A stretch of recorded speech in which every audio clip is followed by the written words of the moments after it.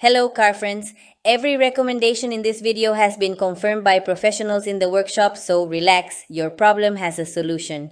In the workshop, we always explain to customers that many times the issue starts with something that seems obvious but is often overlooked. The air conditioning settings. Some clients have told us that their unit wasn't doing anything, and when they checked, they discovered it was in fan or automatic mode instead of cooling, or that the temperature was set above the ambient level. In these cases, the system simply wasn't trying to cool. Checking this is the first step and often solves the no operation problem. On the other hand, several clients mention that the air conditioner turns on and the fan works, but the air coming out is lukewarm or barely cool. Technically, this is usually because the filters or coils are dirty, which reduces airflow and prevents the unit from exchanging heat properly.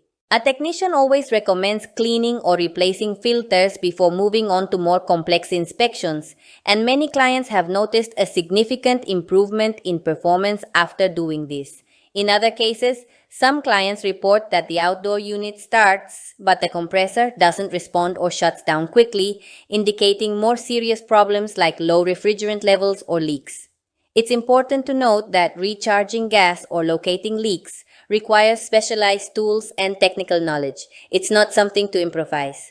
Some brand service bulletins also suggest this diagnosis when the unit behaves this way.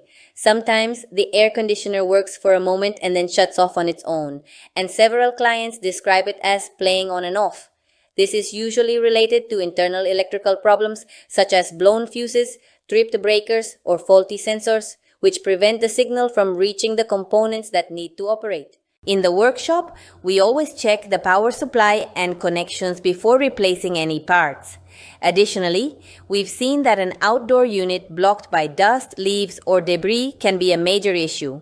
Some clients report that after cleaning the area around the unit even without touching anything inside the air conditioner, performance improves significantly.